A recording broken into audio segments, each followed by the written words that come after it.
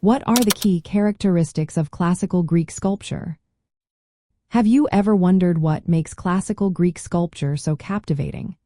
This art form, flourishing from the 5th to the 4th centuries before Common Era, showcases remarkable features that reflected both technical skill and cultural values. Let's take a closer look at what defines this extraordinary period of artistry.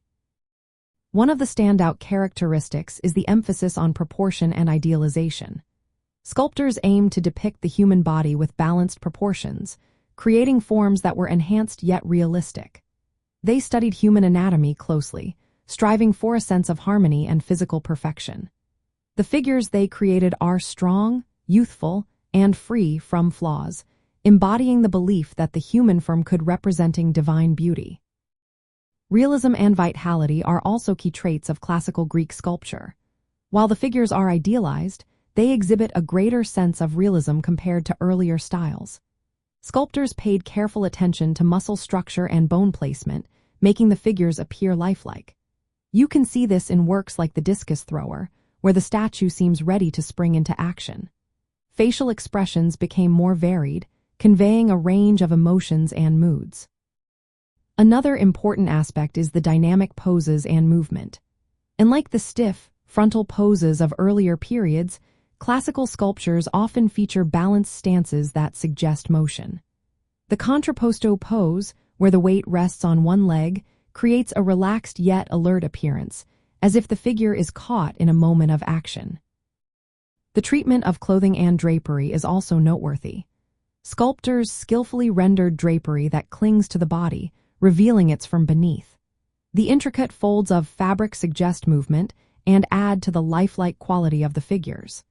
This attention to detail demonstrates the artist's technical abilities and enhances the overall realism of the sculptures. In terms of materials, marble was the primary choice for sculptors, valued for its ability to capture fine details and provide a smooth surface. Bronze was also used, especially for freestanding statues, although fewer original bronze works have survived. Sculptors mastered techniques that made stone appear soft and fluid, as if the figure were emerging from the block. Classical Greek sculptures served various functions in society. Freestanding statues were often placed in temples as offerings to the gods or as commemorative monuments.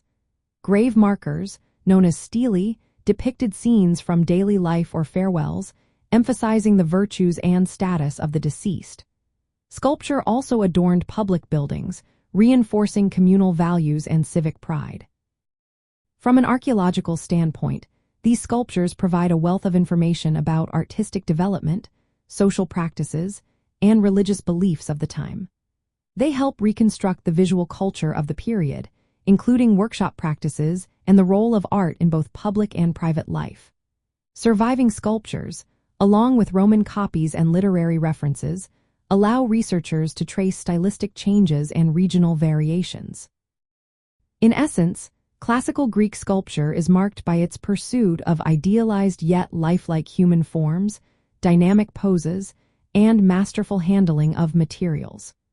These qualities not only reflected the achievements of Greek artists but also offer a glimpse into the cultural and social priorities of the classical period.